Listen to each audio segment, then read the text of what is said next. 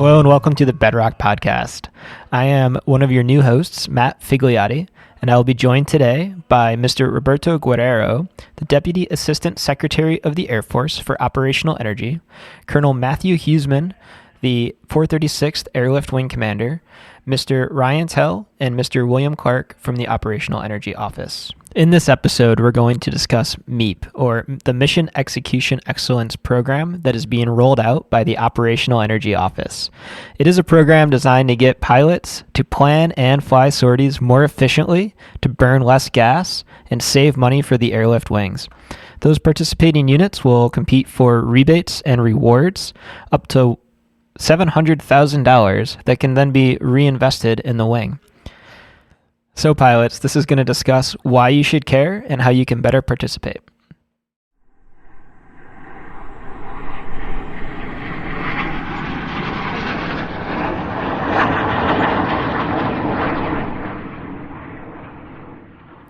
Perfect. So first off, thank you all very much for being here. Mr. Guerrero, it's been wonderful to host you at Dover Air Force Base and to work with your office with MEEP. And so with that, I'd like to kind of just ask, what is it? What is your office? What are you responsible for, sir? Yeah, so, we're the Office of Operational Energy in the Air Force. Operational Energy was, the whole idea behind Operational Energy is understanding what energy it takes to execute the mission, to do training. And it really had not taken this level of a role within the DoD as well as within the Air Force until after 2007, 2008 timeframe. And if you remember back then, different service, but Marine Corps and Army crews in Iraq and Afghanistan were comprising, logistics folks were comprising about 30% of the overall casualties in those theaters. Those were folks who were trying to deliver water and fuel to outposts, and there wasn't a good appreciation of what the actual demand needed to be. There was a lot of oversized equipment, so we were delivering a lot of fuel and water to places that if we'd optimized the equipment, we wouldn't have had to do that as often, and our fuel logistics supply chains and water logistics supply chains would not have been as challenged, and we wouldn't have had as many casualties. So the Secretary of Defense stood up an office and assigned a 4-star political appointee to run operational energy within DoD, and then each one of the services complied with their own separate office, with typically like a 2-star civilian equivalent running that office. And that's, my office was stood up in 2010. I took over in 2014.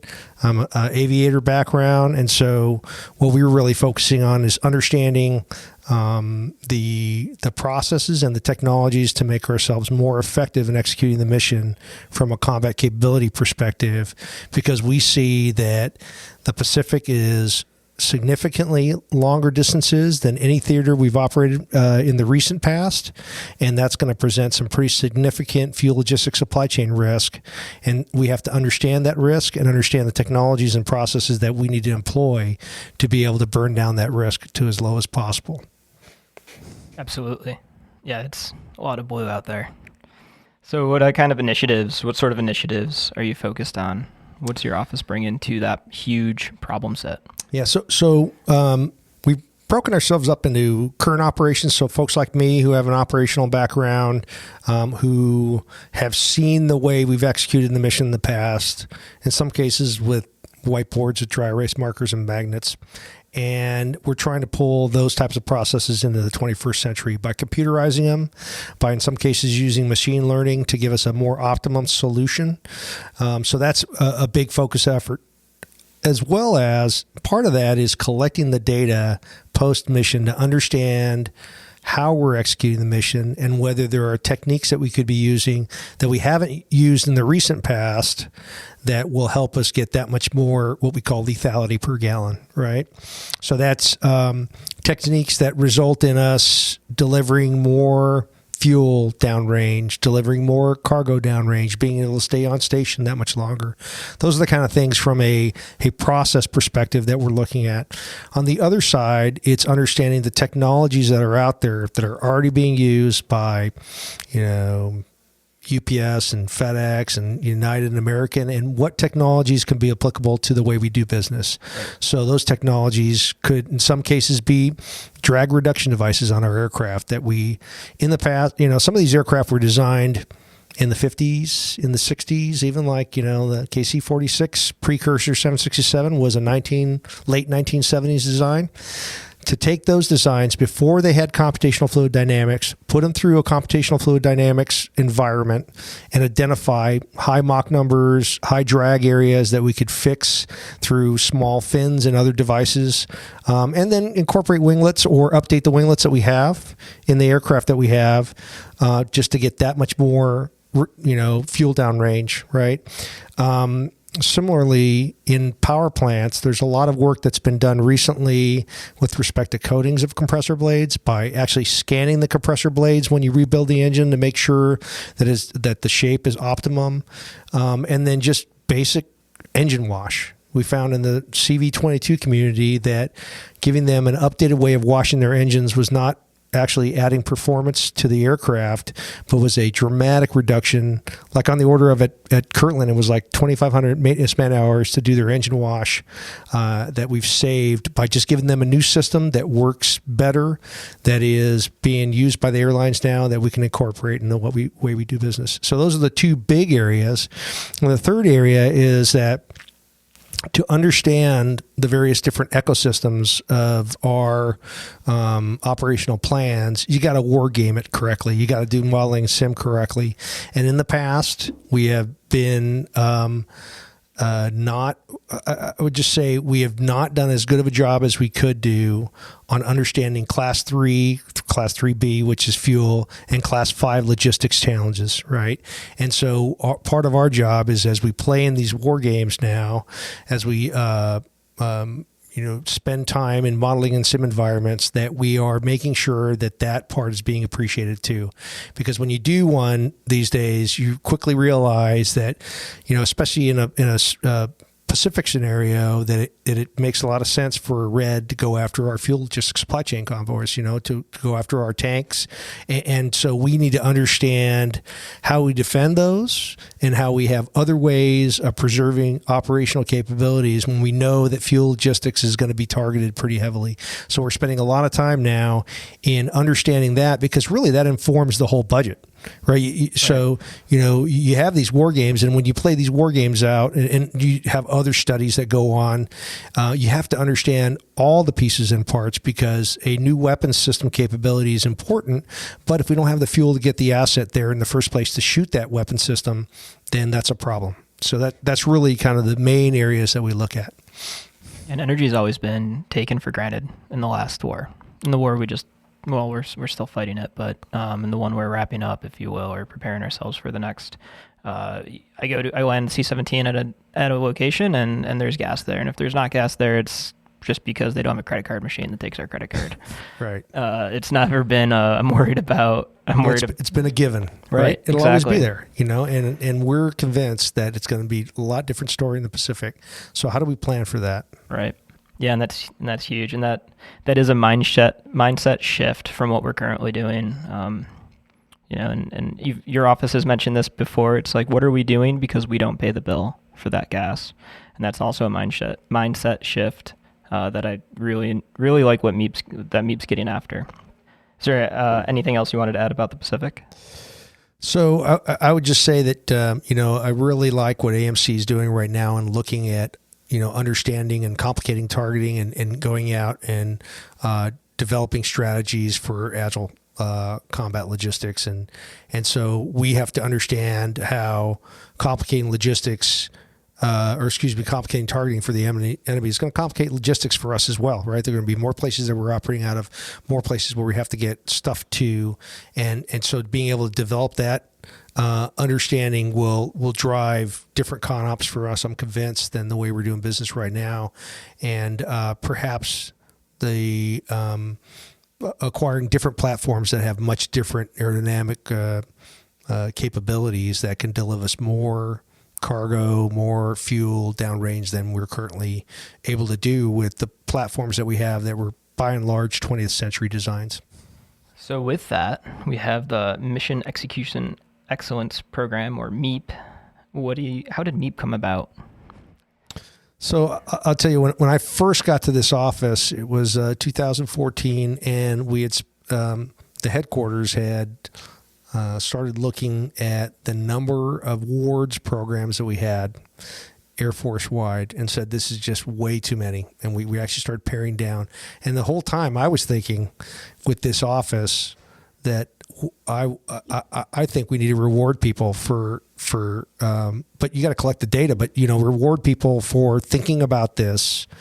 And my example was the Installation Excellence Program, right?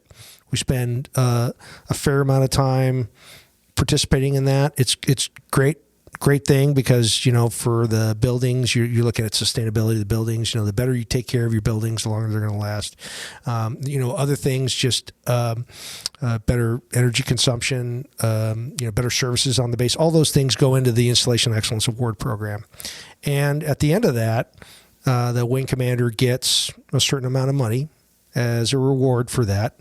And we thought, boy, there's an opportunity for us to do something similar that the Installation Excellence Award Program is doing, except doing it for logisticians, operators, and maintainers.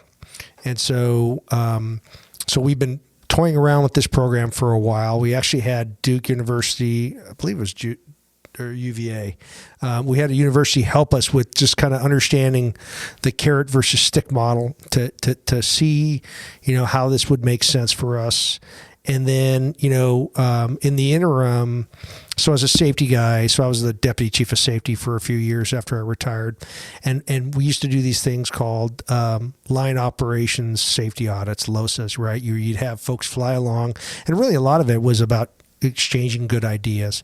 So we mimicked that program in several different platforms, 135, C-17, C-130, C-5, and we wrote these reports that said, hey, these are some best practices we think that would make a lot of sense for these various different communities. And we took those ideas, and then when we talked internally, we had a couple of folks in what we call our current ops division who were really focusing in on that part, saying, hey, the idea of doing an awards program would be great if we can get the money for it.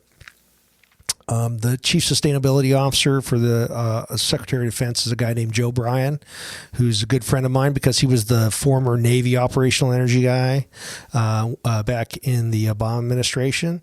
And we had a discussion about these things that we were thinking about that would help from a cultural perspective. And through the last couple of years budget process, we put MEEP in as a line item that's getting funded.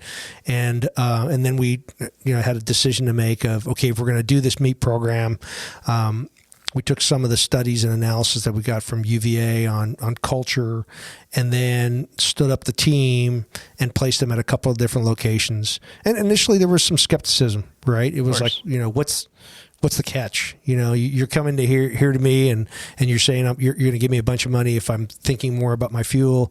But I remember one of the wing commanders said, hey, when I was a captain, I was flying on low lights back into Travis, and I don't want to ever have that again, right? So we were like, hey, part of this needs to be, this cannot affect training.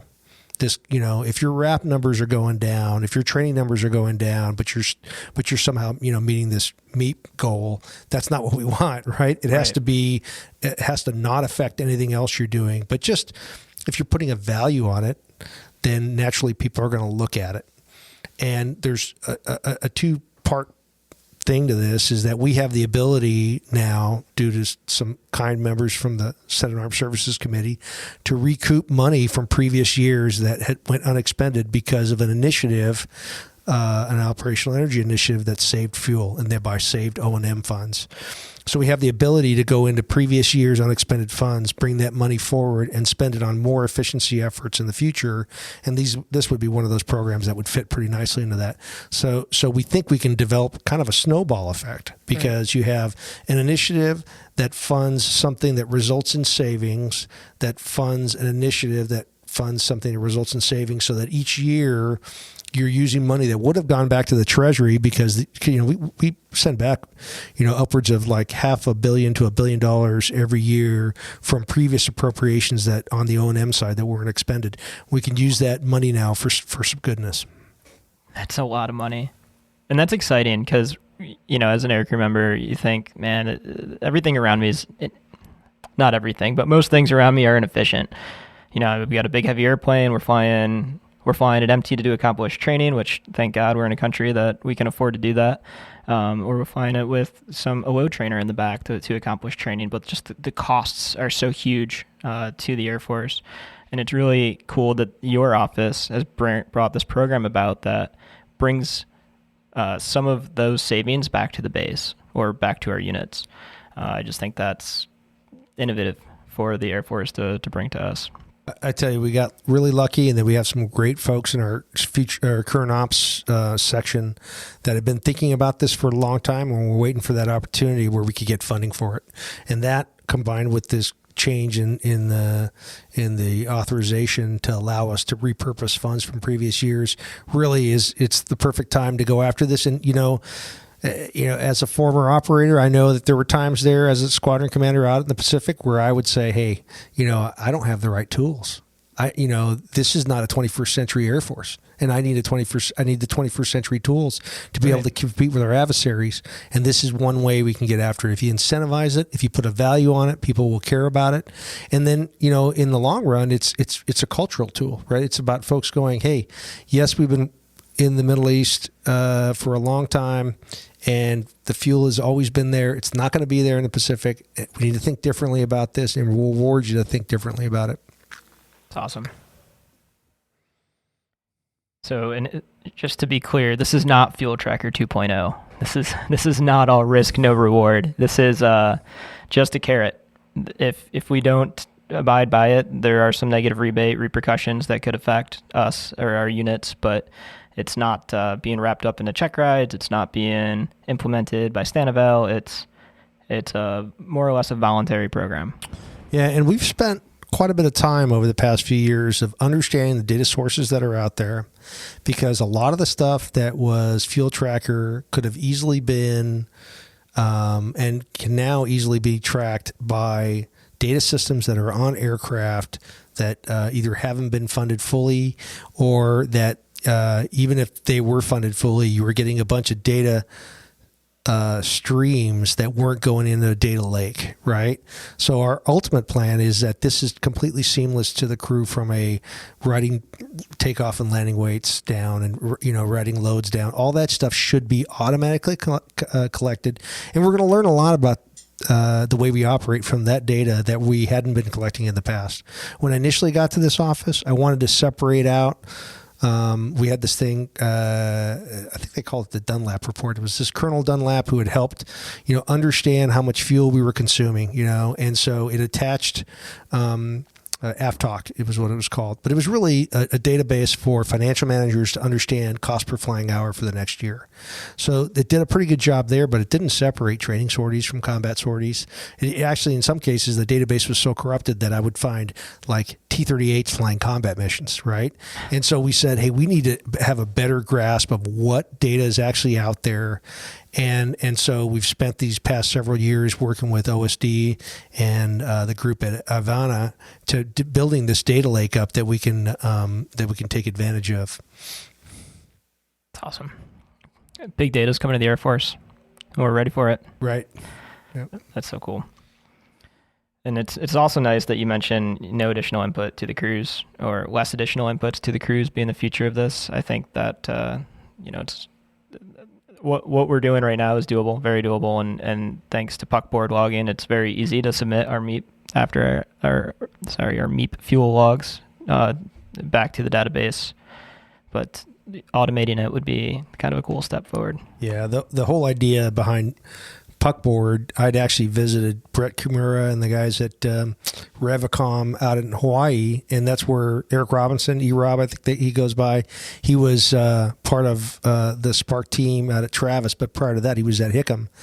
And there were various different software innovations that were happening there, but none of them were aircrew focused. And E-Rob has a pretty extensive background in software programming. And he said, we need to do something for our crews. And that resonated with me because as a AWAC squadron commander out at Kadena, I had 15 different crew positions, 22 different, usually 20 to 30 people on an airplane at any one time.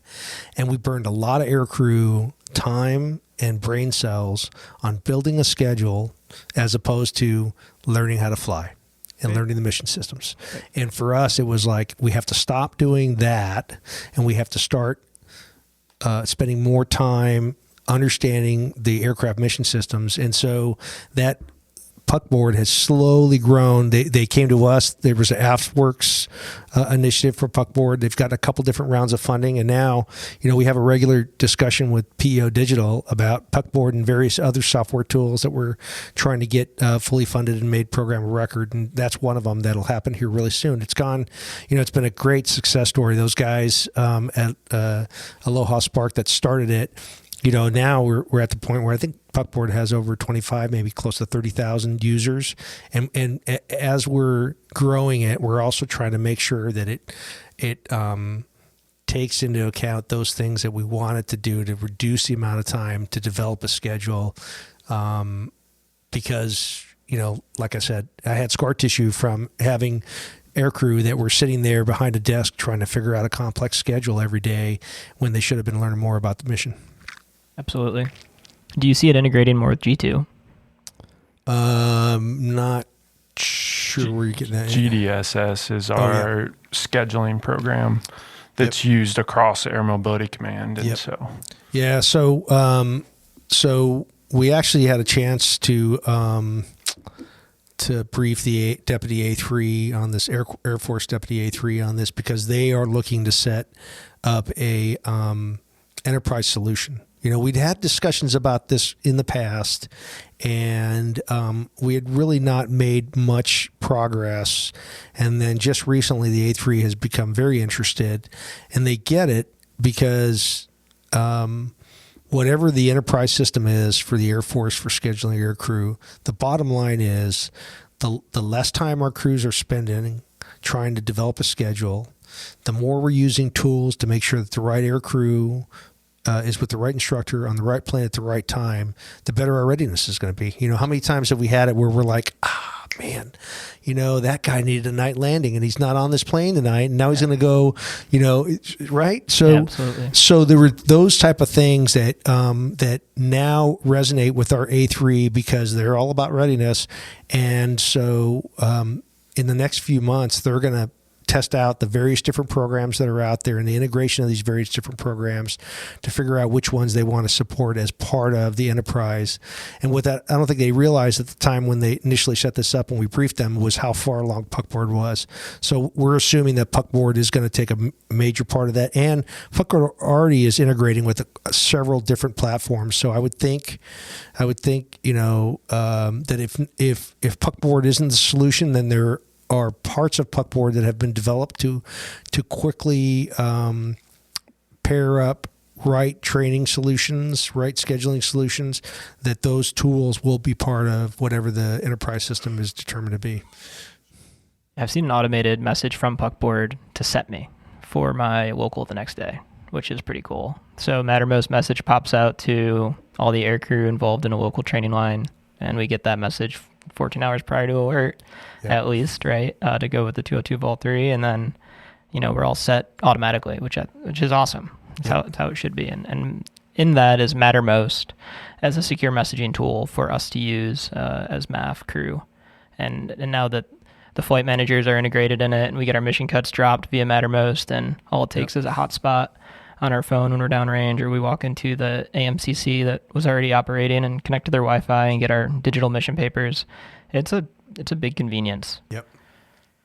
There was a discussion. So we've had early on, we realized that I needed to travel more in my job. So I've spent a lot of time out at Scott, some down at Langley, at the various different locations. And then the second part is that we really needed to put LNOs at various different locations to help us. So we have, an LNO that works for the AMC A9, used to work at the Fuel Efficiency Office at AMC. We have a separate one that works at the TACC, and he's really been helping us with that part, which is, hey, let's sit down and understand what things the TACC isn't able to provide because they don't have the funding, and how can we help them with that? Matters Most was one of those, is where we were able to help with that. ForeFlight, 4Flight Dispatch was one of the products that they're testing out at the AOC, just because we think that having the schedulers on the same platform as the pilots is makes sense, right? We've also spent some time talking with AMC and the TACC about how we see airlines operating, how their dispatch services work. So those communication tools are important. The experiential type of events are also important. Getting schedulers from the TACC on jets, and they're doing that now. Some of it's funded from my office, but because we think it's important to have that communication going, right? Yeah. So that the schedulers know the challenge that the crews have downrange when they receive a packet that, maybe has something different than what they were planning on, or shows up with weather that is older than they can accept, as well as the reverse, where the schedulers can explain what their challenges are. That works very well for the airlines, and it's part of their check ride requirements for the dispatchers there. So we think things like that will help. Those kind of tools and interactions will help everyone understand what the challenges are of other folks in that system. And by doing that, we'll be getting better schedules, and then eventually resulting in more what we call lethality per gallon, which in peacetime means we'll have more money to spend on getting our mission systems and other processes more up to date. As I understand it, you're not going to stop here. You have ACC, you have all of the other MAGCOMs that you want to roll this initiative out towards. Can you talk about how this is going to grow across the Air Force? So the way the budget's written right now, we'll have $10 million this year, I think $12 million next year, $15 million the next year, and I think it goes up to $20 million in the fifth year. And so our thought is that we're probably going to focus next on other large aircraft that are not part of AMC. So that would be Global Strike Command. We spent some time back in 2017 with them and did some really good work of understanding what the challenges are. They had really heavy loads, ramp loads at Minot and Barksdale. Part of that was a function of just aircraft availability and needing a certain amount of fuel load to get most missions done, right? So there were ops maintenance trade-offs that drove that, but some of it could have maybe been solved by additional funding in certain areas that reduced that risk.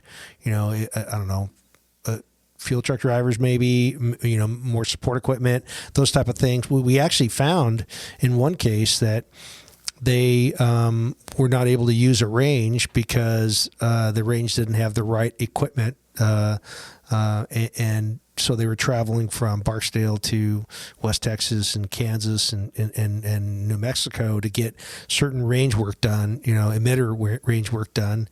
And we were able to work with them to identify, mini mutes, so mini emitters that they could use for some of their training that could be stationed at Claiborne Range, which is right like a half hour away from Barksdale. Right. So all of a sudden, and we were able to go back and get FAA tracks. So we had the FAA tracks of 2017 and then 2018, and you could see all these tracks that used to go droning out to New Mexico or West Texas were now staying local. So they're getting a lot more training per gallon, right?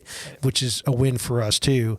What we were also seeing is that the landing weights that they had, and we've seen this also with the AMC community, the landing weights we had were excessive enough to cause maintenance issues as well. So we were able to separate out because we had this big data source that luckily enough was through an aircraft structural integrity program office. But so we went back 10 years of B-52 landing weights, and we were able to see how, maintenance rates were a lot higher on those aircraft that were consistently landed heavier in the one area that we looked at, which was brakes, tires, struts. All those were breaking a lot more often, which was, making readiness issues for them. They wouldn't have as many green aircraft in the flight line. So we think that's a logical next step. We took an initial data set, but then back then in 2017-18 timeframe, the data pulls were really onerous. We initially were only getting gas loads from 60 days because that's all they kept in the 781Hs were only kept for like 60 days. And then we slowly progressed to getting this other data. And once we were able to synthesize the two pieces of data, which is, this long-term 10-year structural integrity program landing weights, because they were worried about which aircraft were going to break first, which one were going to have the most wing cracks and other things, because they would be leaded heavily consistently. Smart. That data could be synced up with, well, how often are you working on these planes based off of landing weight? And then that made us go, okay, you're going to save a lot of maintenance man hours off this. You'll save a lot of extra fuel off this, which at the time there was no way to incentivize it back then. Plus there's some other things now that I have a way to incentivize that fuel savings. Now I think it's really a good time to go back to Global Strike Command and start looking at their platforms as well. Sweet. So successes here are going to roll out and hopefully take on the whole Air Force. We'll all be better funded and better equipped. Ryan, I had a question for you. Can you talk about the different types of money that would be paid to the base? Yeah, absolutely. So as far as money colors, it's all of the appropriations are O&M. So it's and the way our program works is they get paid out in arrears. So for all the accomplishments that the wing is doing this year in calendar year 23, those will come with initial distribution of FY24 funds, and that covers both our two incentive structures, both rebates and award money. So all that gets released in that next fiscal year cycle with initial distribution. And I think as of the end of April, Dover had $252,000 of rebate money coming back. And then we're sitting in first place for the award money as well. What is an award? How much would that be? So the award competition is, so you've got 15 airlift squadrons participating this year, and the top 3 will get an award. So right now we've got those split up about 700K, 500K, and 300K to the top 3 respectively. So those are the awards set aside for this year. Now that, as Mr. Guerrero alluded to, our budget grows kind of incrementally each year, so we adjust those with, kind of all those kind of things considered with the capacity, the amount of units that we're taking on. But yeah, that's the awards in a nutshell. So 5 months left to go. We got at least 252 in rebates. So hopefully we can earn another 252 in rebates through the end of September. And then the potential to earn another 700K. So it's the ability to earn $1.2 million for Dover Air Force Base. So Colonel Huseman, what do you think about that? So this is an awesome program, and sir, thanks for spending time with us today. But thanks for the program as it goes forward, because you kind of alluded to it a little earlier, Matt. Back to the thought processes when we were younger of, hey, this is just fuel reporting 2.0, and how's that work? But what I can tell you from what we've seen from Ryan and Will and Xavier and under Mr. Guerrero's leadership is that that's not the case. That this is about us trying to grow our. We call it efficiency, but it's how we grow that effectiveness that we are out there able to execute the mission. And so whether that's $1.2 million or whether that's $252,000, that's all things that can come back to the base to help support the mission of the base as a whole. And that's where a lot of folks will think that this is an aircrew centric discussion. There are things where the aircrew are going to benefit from it, right, on a day-to-day operational basis, and that's what Mr. Guerrero talked about here throughout this podcast. But there's also things that we as a base will put into this to be able to come from it. I think the maintenance discussion is huge, right? If you're not burning up brakes or you're doing things like that because you're landing at a lighter weight than you're used to, because you're doing calculations a little more scientifically, I think would be the best way to put it. I can remember back in the day where we just added gas because we had it, right? And you always talked about adding gas for, the family, if you want to call it that, right? But coming back to us, the money, and like Ryan said, this is O&M money, which is different. Each base operates on O&M. Every base across the Air Force does. Some bases get other types of funding. Dover, for instance, has the Transportation Working Capital Fund, which is what we call TWICF.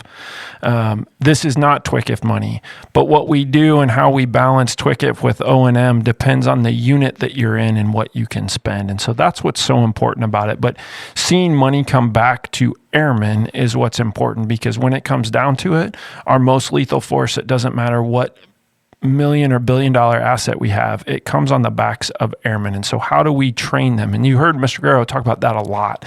How do we train them to get after that? How do we use the technology to make that bandwidth better for airmen?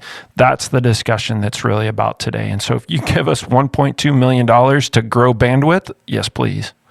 Absolutely. I love it. And so one of those things, just real quick, Matt, to touch on something, there's projects out there, specifically here at Dover, we're looking at how we train load masters.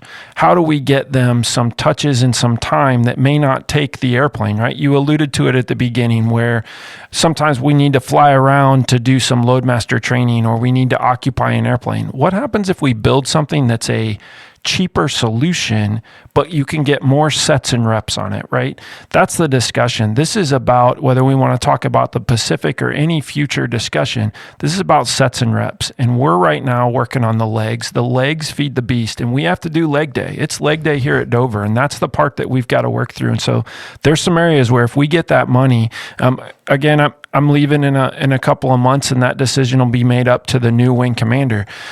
But when that comes down to it, his thought process is going to be based upon training, and where that training needs to go is extremely important. And we have some areas where our airlifters need to get some training that can help them out. And so this is one way to get about it and to keep doing that. And so whether that's the 252,000 that we're already working with or more, as the team continues to refine what they do and work better along with Xavier and Ryan and Will to get stronger, that's the important part for what we're doing.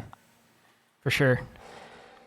So it's big money, and it's big money that can be used across base. And so as a third airlift member, I'm thinking, hey, I'm the guy, or I'm not, but so I'm the guy, like you're so good. Your wife is the gal that's taking care of it. Thanks, appreciate it.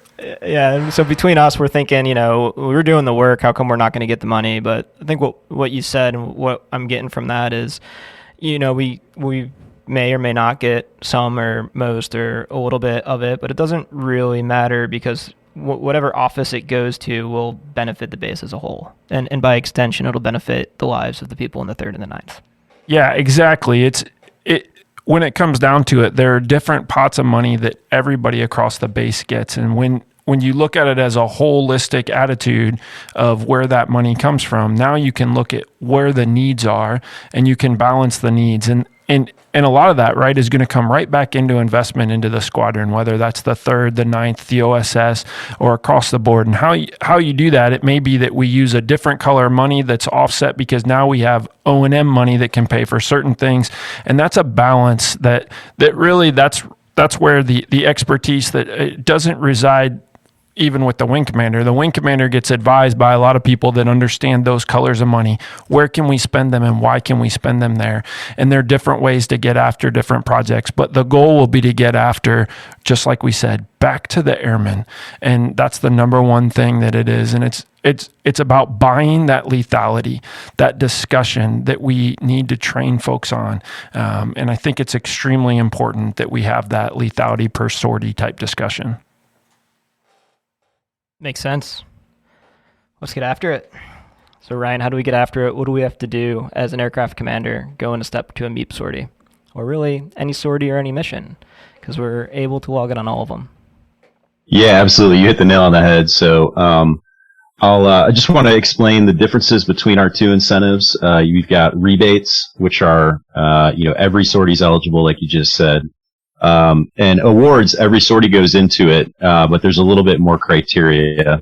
The minimum threshold to be considered for an award is that we need about 50% of a unit's sorties We're normalizing our data across different MDSs, different bases, different ops tempos, all those things, and then both the active and the ARC components.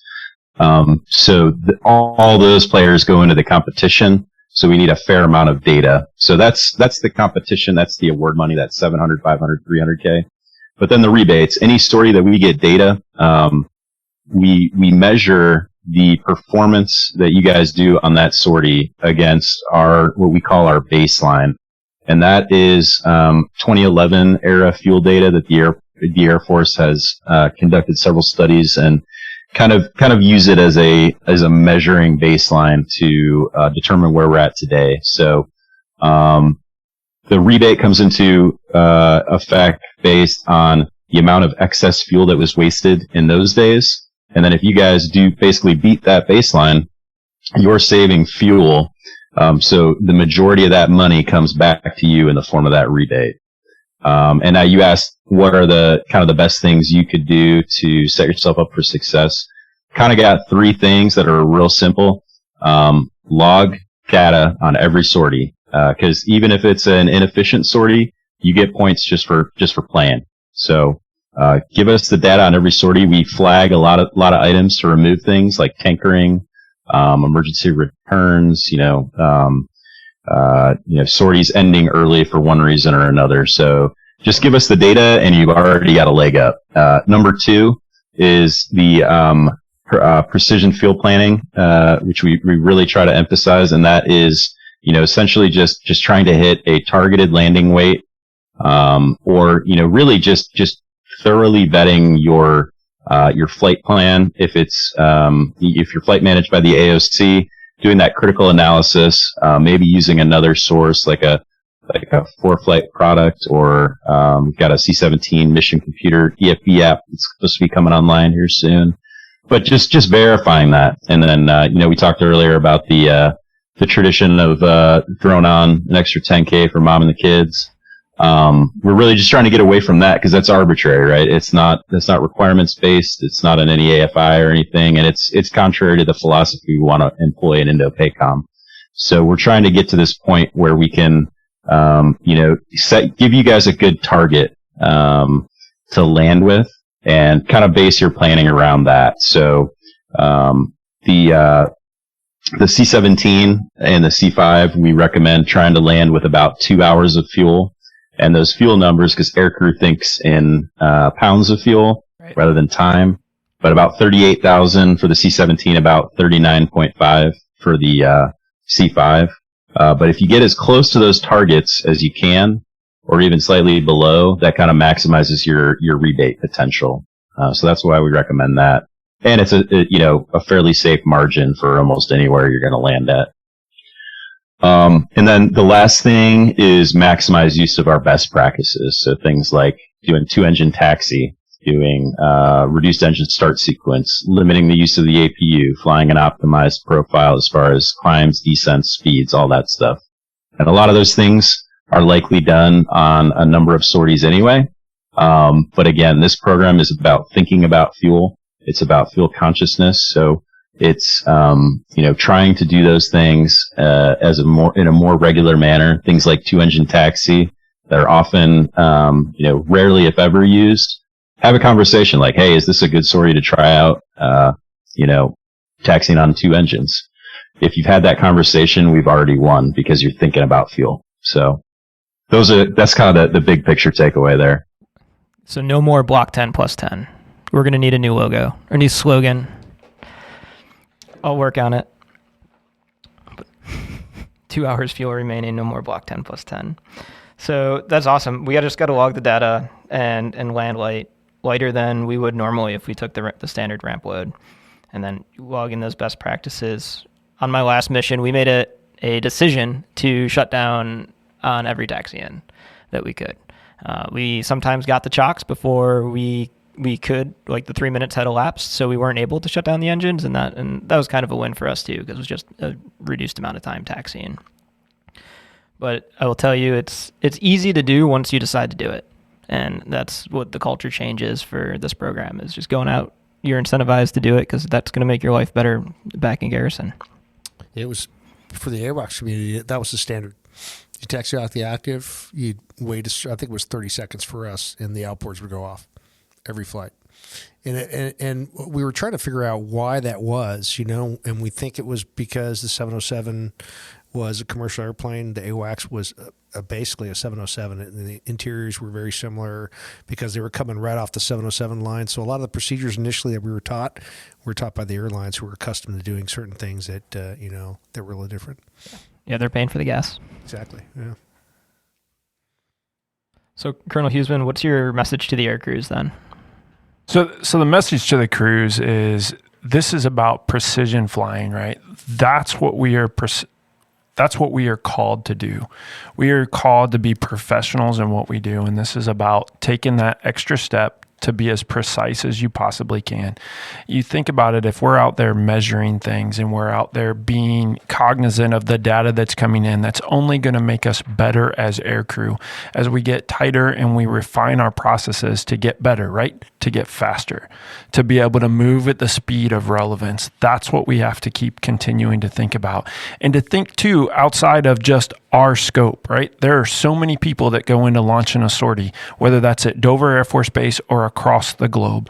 That gets back to that discussion of where's the money go? Like that discussion is about the airmen that take care of things to make this possible, right? Mr. Guerrero's entire team is working to make things better, whether that was with Puckboard or Mattermost or taking those options out there to help with that precision. And so we need to help them with that data, help them gain it, and then continue to.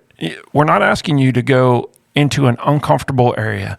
It's not to fly in anything unsafe. It's to look at what you do, be precise with it, and then you've got to evaluate it. And that means when you're out on a flight, you have to sit down and constantly evaluate what's going on. It's about that professionalism to go through and do that. And taking that time to do those calculations, that's important. And then take the time to log the data. This isn't 2.0 like you talked about. It's easier to get into. The goal is to get it at your fingertips so that you're doing it, whether that's on the bus in or wherever it is, because again, bandwidth, airman's bandwidth, that time is our most precious resource. It's more precious than the lethal gas that we have, right? That bandwidth of your time as airmen is to not be wasted. And the more time that we can give you, the more precise that you can be, the better off that you can be, and the stronger that we're going to be as a lethal force around the globe. More resilient too. 100%. Getting time back. I think that's everybody's number one desire from work. I just want time back for me. And that'd be great to see this money go towards that. So, Ryan and Will, do you have any concerns for the program? I think I've heard a couple off-the-wall questions you might have gotten. Are you worried about the implementation in any certain way? Yes and no. The biggest challenge with this program that we've seen so far is kind of in two areas. There's the thing that we've already hit on a bunch, the scar tissue from field tracker days, right, and the stick approach, which we've really tried hard to overcome with our messaging. Like we talked about, we have liaisons at each of the bases right now, and as we add more units, they're shifting to more of a regional flow, but basically they're interfacing directly in person with airmen regularly to get that messaging out there that, hey, this is fuel savings, but put that savings part in quotation marks, because you are going to get the majority of this money back in one form or another for operating efficiently. This program should benefit you and your unit and make you more combat capable. And then the second area that is challenging is just the way that we get data right now is through the Puckboard logging program, which is a great program that provides a lot of benefits. But to units out there that maybe are still using paper products or don't have a digital post-mission paperwork routine, that is a challenge. They have to implement across the ops group and all the individual squadrons, and it takes time and resources, and airmen are frankly, especially operators, are overloaded with different IT programs out there, because we have a lot of programs that aren't fulfilling our requirements. So this program has from what we've seen has provided a lot of value to the end users, but it's about getting them to believe in it and then, logging the fuel data on there. Once you get over that hump, though, it's kind of smooth sailing. But, there's other challenges at each unit that we incur. It's kind of it's different at every place, right? Because like we talked about, different ops tempos, different cultures at each unit, and that's just we try to go about that the best way we can through engagements directly with airmen and directly with leadership. I will say, when we have seen the greatest success, it's when we have wing commanders like Colonel Huseman and squadron commanders that really support the program and message it to their people, and echo our message so that they understand the value in the program. So likely that's why Dover is in first place right now, because you guys have a lot of leadership support. You guys have done everything kind of to a T that we said to do to set yourselves up for success. So that's great. But I don't know, Will, did you have anything to add on that note? I second a lot of what you said, Ryan, and I think Mr. Guerrero mentioned it. This is about a culture change. Get the crews just to think about the fuel, and is there a better way to get the operation done so that we are more lethal? And so, again, if there's missions and sorties that it doesn't make sense to use any of the best practices, or you need to add a little extra fuel for unknown factors, then that's fine. It's not held against you, but where we can. You get the crews to talk about fuel, think about the better ways to operate the aircraft, so that when it does come time to be in the next fight, that we're operating a little smarter and the fuel goes further to be more lethal. So I think you can hit all the key points there, Ryan. Absolutely. This is awesome. I really want to thank Mr. Guerrero, you and your team, for giving us the opportunity to recuperate these savings and pour that money back into new initiatives, whether it be innovation or they're fixing something on base that's already broken or buying something new. We really appreciate the opportunity to see the reward for flying efficiently. So thank you very much, sir, for bringing that here. Yeah, you're welcome. And I just want to say how impressed I am with the wing, the way you guys do business. Guys and gals do business, and Bedrock and what you've been able to do. I think the internship program is really interesting because it's given folks, as one of your members mentioned, a taste of something that is very interesting that they're going to continue to foster, right? And congratulations on first place so far. That's great. And this is exactly what we were hoping for. This would be is wings seeing the advantage of just taking a look at how they're doing and whether they could do it differently, and then reaping the benefits of it. We by incentivizing you all to think about this, we really think it's going to be the best of both worlds for both of us, because we're going to have more funds to spend on more things to make our missions get executed better, while ensuring that we're ready for the next fight. Absolutely. Colonel Huseman, sir, thank you for joining us as well and giving us the wing commander's perspective on this money and the big picture on base. Really appreciate it. No, Matt, too easy, and I think Ryan put it out there. It's the leadership thing. It's the leadership being able to just set the parameters to let the airmen do amazing things, and they do. And sir, thanks for the visit and being able to go around and talk to the airmen of Dover, because they are the heroes. They're the ones out there doing it each and every day. They're making a huge change. All we do from Chief Bays, myself, and Colonel Gaughan is get the ability to go out, shake a few hands, and to tell them thank you for what they're doing, because it is all them. They're out there rocking it each and every day. So it's huge to have them. Absolutely. And thank you, Ryan and Will, for explaining the finer points of MEEP to help our crews understand how to make a bigger difference. Good job, Ryan and Will. Thanks a lot. Thanks, guys. To our listeners, thanks for joining us today. Until the next time, this is the Bedrock Podcast.